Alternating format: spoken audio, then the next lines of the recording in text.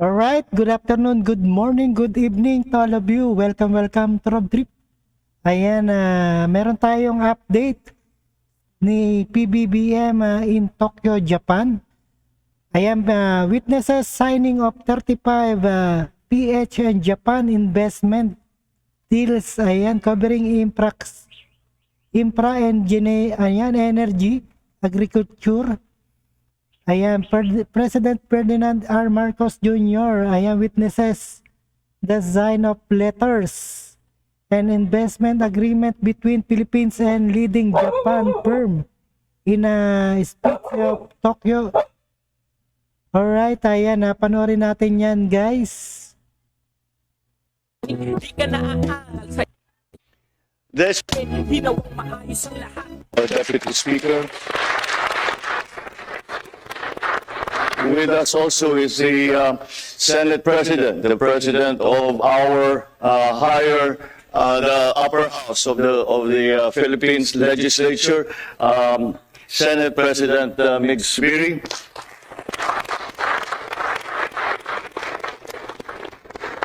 Also here is the Speaker of the House of Representatives, Speaker Martin Romualdez.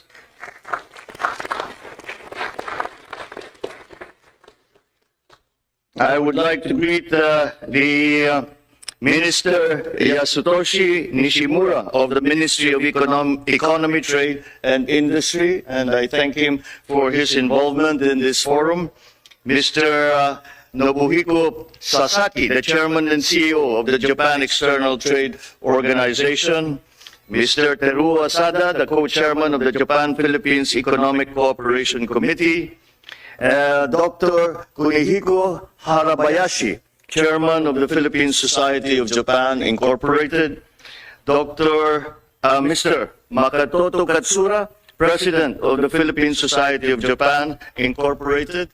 My colleagues in government, and all of those who have shown an interest in the Philippines by coming this evening to join us in this forum where we discuss the different possibilities that we have now available in the Philippines for investment.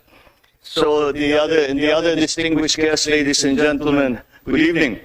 I am reliably informed that we have an overflow of delegates who have come to join us for this forum, and I thank you. As I said, I thank you very much for your interest in the Philippines, and we hope that in this we are able to have exchanged our views on what are the possibilities beyond our economic managers explaining what it is that we have done in the Philippines in the past few months to improve the environment for investment in our country, but also to listen to our friends and partners here in Japan who can to tell us what it is that they feel we can do to improve the investment climate in our country. And I think in that regard, this has been a very successful meeting.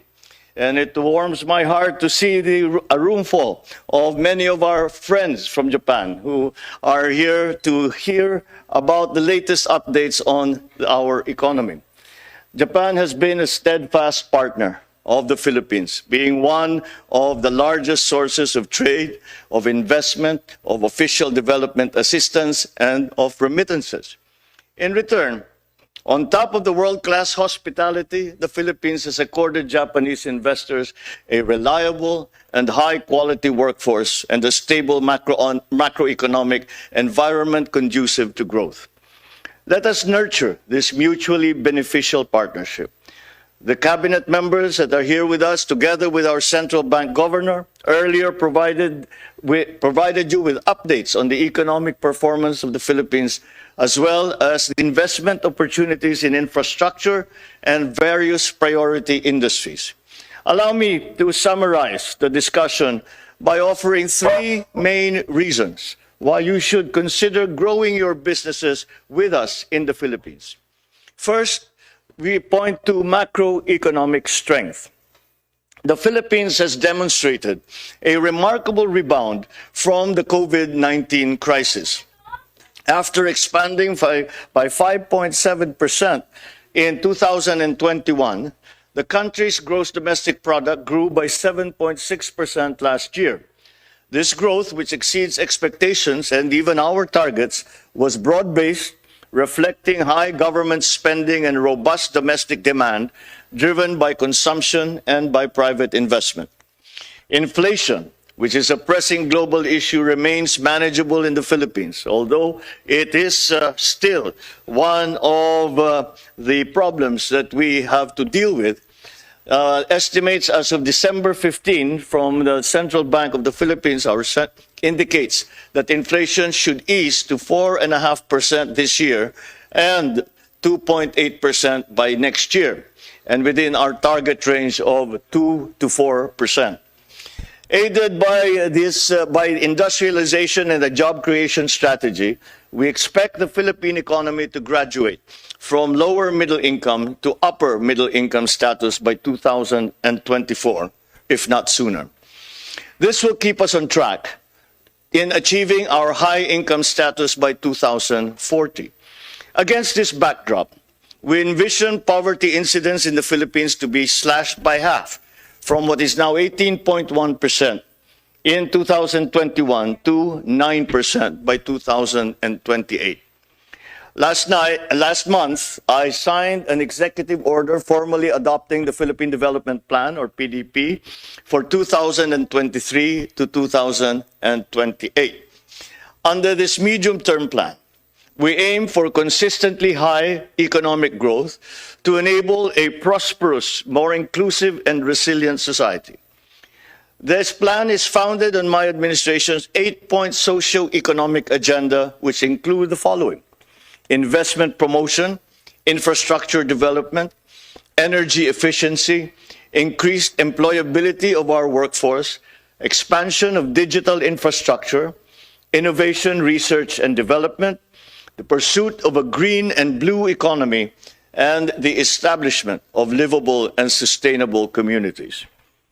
Our demographic advantage, particularly our young, educated, hardworking, English-speaking workforce, is among the best in the world. That puts us in a strong position on the global stage.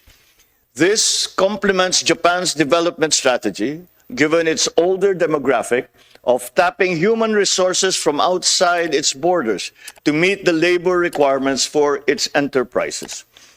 We are harnessing this strength by investing more in education and social services for our people. As we have heard in many of these fora before, the concept of upskilling and reskilling our labor and our workforce is becoming an extremely important aspect of our adjustments and transformation for the new post-pandemic society. We will continue to exercise fiscal discipline as we pursue the socio-economic agenda. The budget deficit is down to 6.5% in the first 11 months of last year, from the pandemic spending-induced 8.6% in 2021. Under our medium-term fiscal program, we target to reduce the budget deficit to 3% by the end of my term in 2028. Prudent debt management will be critical to achieving this goal. We will reduce government debt as a percent of GDP from 60.9% as of end 2022 to 51.2% by 2028. The second strong point of the Philippines is our enabling policy environment. The Philippines and Japan have very strong, solid economic ties. For instance, our cooperation in the fields of information and communication technology, or ICT, in space sciences and agriculture promises mutually beneficial economic gains. Having said this, there is room for our partnership to grow even further. The Philippines has a great deal more to offer Japanese investors. Recently, we have removed major barriers to foreign investments through landmark legislation. With the amended Foreign Investments Act, investors from other countries bringing in advanced technology to the Philippines may now fully own micro and small domestic enterprises in our country. With the amended Public Service Act, foreign investors are now allowed up to 100% ownership of public services, such as telecommunications, airways, railways, shipping, expressways. This same law retains up to 40% ownership of other major services considered public utilities, including electricity transmission and distribution systems for petroleum and petroleum products, water distribution, wastewater pipeline systems, and public utility vehicles. And with the amended retail trade liberalization law, the minimum paid-up capital for foreign retailers was reduced from $2.5 million US to just $500,000 US. Moreover, under our strategic investment priority plan, we are offering generous incentives for a wide range of activities such as manufacturing, for innovation, infrastructure, logistics, renewable energy, research and development on advanced digital production technologies, green ecosystems, health, defense, industrial value chain, and food security. Under manufacturing, for instance, the Philippines aims to become a regional hub for vehicles and parts manufacturing in Asia, supported by a strong domestic supplier base. Japanese participation in the Philippine automotive industry supply chain, such as in fabrication of auto components and parts, particularly next-generation wiring harness parts and components, will prove strategic to the fulfillment of that goal. In addition, the Philippines, with our 110 million dynamic and growing population and a rising middle class, is a lucrative market for electric vehicles.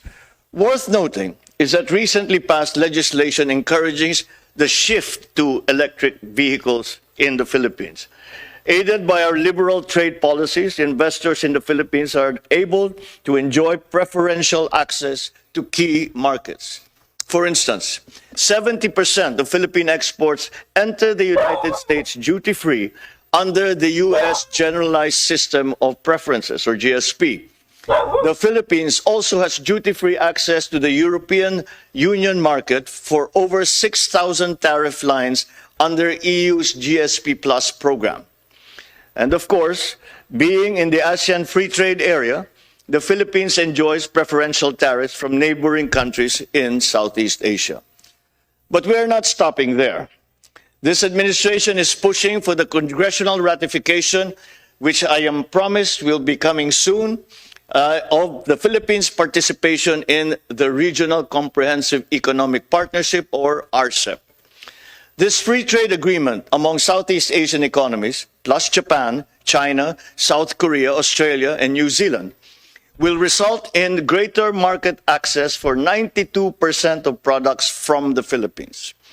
At the same time, promising opportunities have opened for the Philippines following our participation as a founding member of the Indo-Pacific Economic Framework. Launched by the United States in May last year, the IPEF seeks to advance resilience, sustainability, inclusiveness, economic growth, fairness, and competitiveness among member economies. The IPEF discussions on the following pillars have begun.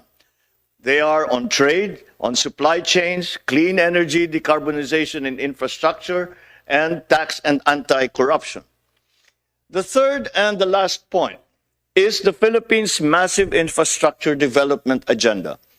This is something that I expect you know quite well, with Japan being one of the most active partners in the fulfillment of our country's infrastructure program.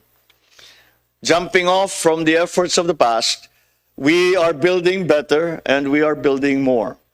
We want even faster mobility for our people and goods.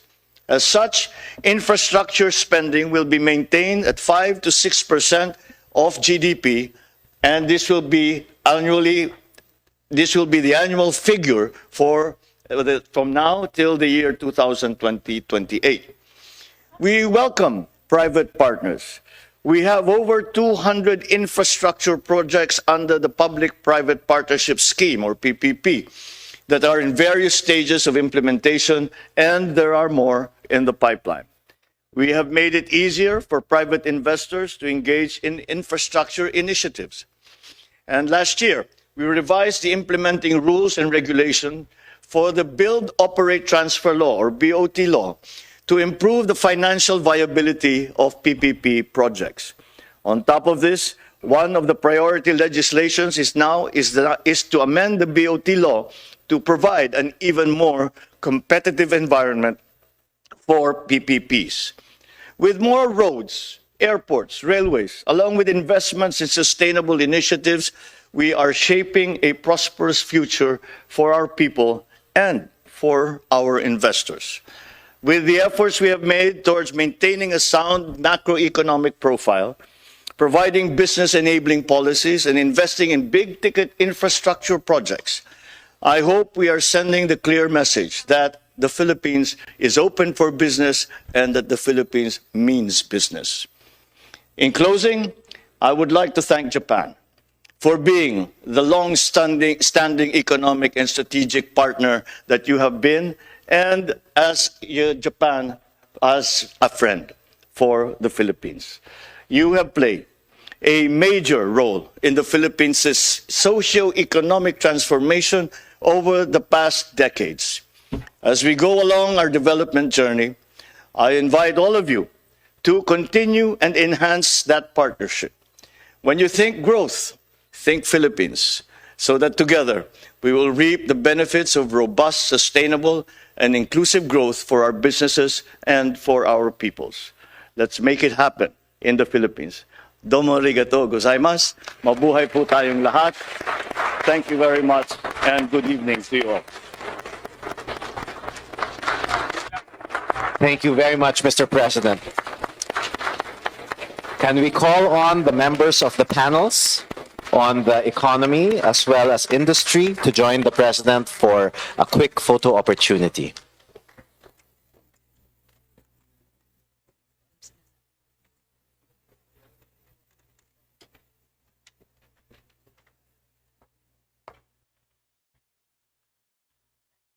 Alright guys, ayan ayan ang PBBM in Tokyo, Japan. Ayan ang witnesses signing of 35 PH Japan investment.